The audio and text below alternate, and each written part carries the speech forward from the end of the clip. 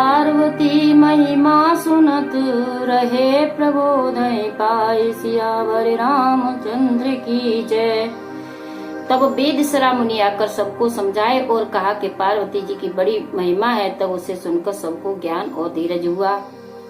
उर्धरी उमा प्राणपति रचना जाय विपन लागी तब करे न अति सकुमारे न तनु तप योगु पति पद सुमेरत जीव सब भोगु। राम सिया राम जय जय राम। उधर प्राणपति शिवजी के चरणों को हृदय में धारण कर पार्वती जी वन में जाकर तपस्या करने लगे। यद्यपि पार्वती जी अति सकुमारी थी और उनका शरीर तपस्या करने योग्य नहीं था, तथापि पति के चरण कमलों का स्मरण करके उन्होंने सब भोगों को त्यज दिया। नित नभ चरण उपजि अनुरागा बिसरी देह तपहि मन लागा। संबत सहस मूल फल खाए साक खाई सत बरसे गवाए। इससे शिवजी के चरणों में नित्य नवीन प्रीति उत्पन्न होने लगी।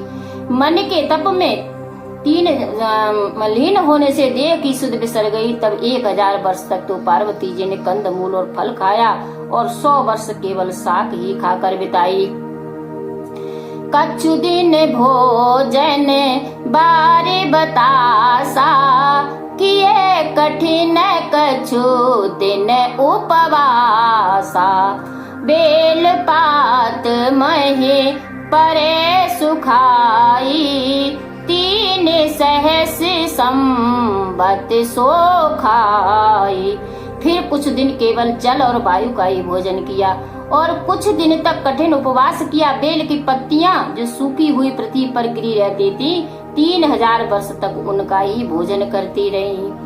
पुनि परिहरे हुसु खाने उपरेड़ा उमा नाम तब भये अपरेड़ा। देखी उमहे तप छीड़ शरीरा ब्रह्म गिरा भई गगन गंभीरा। फिर उन्होंने सूखे पत्तों को खाना ही छोड़ दिया। तभी से उनका नाम अपर्णा प्रसिद्ध हुआ।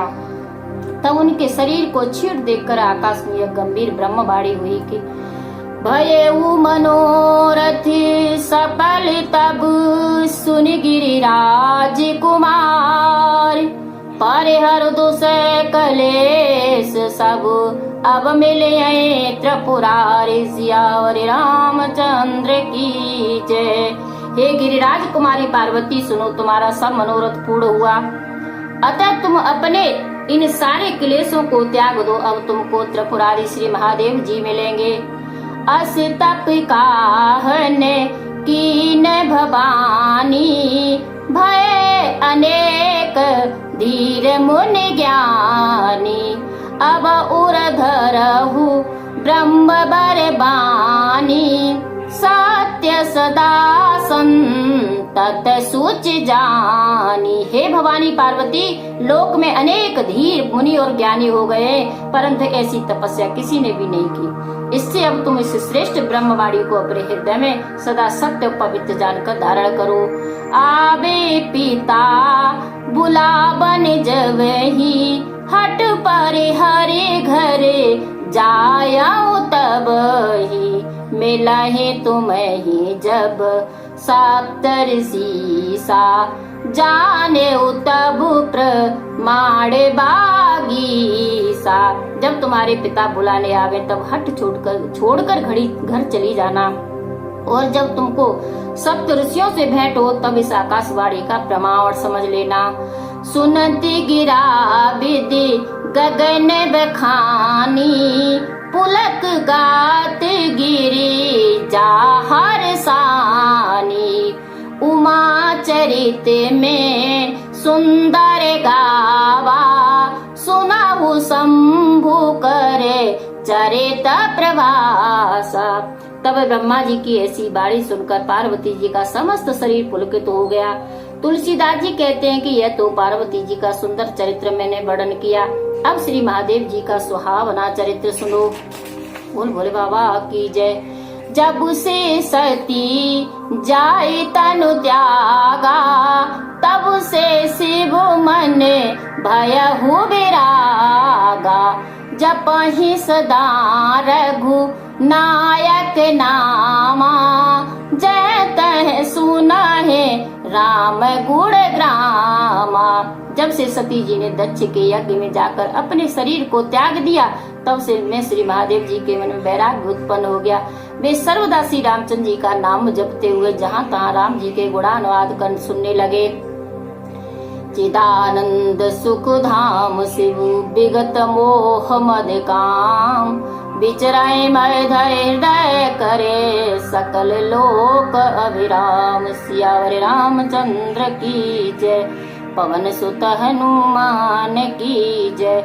और तब से चिदानंद श्री महादेव जी मोह मद और काम से रहित होकर समस्त सुखों के स्थान भगवान श्री हरि को हृदय में धारण कर भूमंडल में विचरने लगे। कतहु मुनेन उपदेश ही ज्ञाना, कतहु राम गुण करहि बखाना। यद्यपि अकाम तदपि भगवाना, भक्त बिरहि दुख दुखी सुजाना। कहीं मुनियों को ज्ञान का उपदेश देते और कहीं भगवान श्री रघुनाथ जी के गुणों को बखानते। यद्यपि उन्हें कोई कामना नहीं थी, तथापि वे सुजान शिव जी भक्त वियोग के दुख से दुखी थे। यही विधि गयहु काल बसु बीती, निज नभ होए राम पद प्रीति। नेम प्रेम संग करे कर देखा, अविचल हृदय भक्ति की रेखा। राम सिया राम जय जय राम। इस प्रकार बहुत समय व्यतीत हो गए और श्री राम जी के चरणों में नित्य नवीन प्रीति उत्पन्न होने लगी। तब श्री महादेव जी के नेम प्रेम को तथा उनके हृदय में भक्ति ऐसी अचल रेखा देखी। प्रगटे राम कृतज्ञ कृपाला, रूपशील निधि तेज विशाला। बहु प्रकार संग करहि सराहा, तुम बिन असव्रत को निर्वाहा। ऐसे कृतज्ञ कृपालु व शील निधि श्री रामचंद्र जी प्रकट हुए कि जिनका तेज विशाल है। वे शंकर जी की प्रशंसा करके बोले कि ए शिव जी, आपके बिना ऐसा कौन है जो इस कठिन व्रत का निर्वाह करे। यही विधि राम से वही समुझावा, पार्वती करे जन्म सुनावा। अति पुनीत गिरी जाकी करेड़ी, विस्तृत सहित कृपा निधि बरड़ी। ये कहकर श्री रामचंद्र जी ने अनेक भांति से शिव जी को समझाया और पार्वती के जन्म की बात कह सुनाई। श्री रामचंद्र जी ने अत्यंत प्रेम से गिरिजा पार्वती की पवित्र कीर्ति का विस्तार सहित वर्णन किया और कहा कि अब बिनती मम सुनहु शिव, जो मोह पर निज ने जाय विवाह शैल जय। ये मोहि मांगे देव सियावर रामचंद्र की जय, पवन सुत हनुमान की जय। हे महादेव जी, अब आप मेरी यह विनती सुनिए कि यदि आपका मेरे ऊपर स्नेह है तो जाकर पार्वती के साथ विवाह कर लीजिए, ये मुझको मांगने से दीजिए। यह कही शिव यद्यपि उचित यह नाही, नाथ बचन पुण्य मेटन जाही।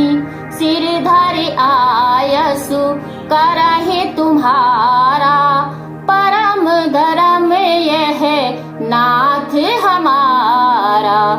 तब महादेव जी ने कहा, हे नाथ, यद्यपि यह उचित नहीं है तथापि आपकी आज्ञा मेटी नहीं जाती है।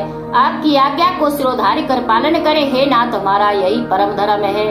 मातु पिता गुरु प्रभु की बानी, बिना ही विचार करे शुभ जानी। तुम सब भांति परम हितकारी, आज्ञा सिर पर नाथ तुम्हारी। क्योंकि माता पिता गुरु और स्वामी जी की बात बिना विचारे ही हितकारी एवं मंगलप्रद समझकर करनी चाहिए। आप सब प्रकार मेरा हित करने वाले, इसी कारण हे स्वामी आपकी आज्ञा सिरोधार्य है। प्रभु तो से हु सुन संकार बचना, भक्ति विवेक धर्म युत रचना। कह प्रभु हर तुम्हार प्रण रहु, राम हरे अब और राख्यु, जो हम कहू राम हरे। तब महादेव जी की धर्म युक्त वचन सुनकर श्री महादेव जी अत्यंत संतुष्ट हुए। पश्चात बोले, ये शंकर तुम्हारा प्रण रह गया, अतः जो मैंने कहा है उसको हृदय में रखिएगा। अंतरि ध्यान भये अस भाखी, शंकर सोए मूरत और राखी। तब ही सप्तऋष शिव पह आए, बोले प्रभु अस बचन सुहाए। ऐसा कह श्री राम जी अंतर ध्यान हो गए और श्री महादेव जी ने उसी मनोहर मूर्ति को अपने हृदय में रख लिया। उसी समय सप्तऋषि श्री महादेव जी के पास आए और शिव जी ने उनसे इस प्रकार सुहावने शब्द कहे। पार्वती पै जाए तुम प्रेम परीक्षा ले, गिरे प्रेरि पठबऊ भवन दूर करे संदेह। सियावर रामचंद्र पद जय शरणम, शंकर हरि ओम जय जय।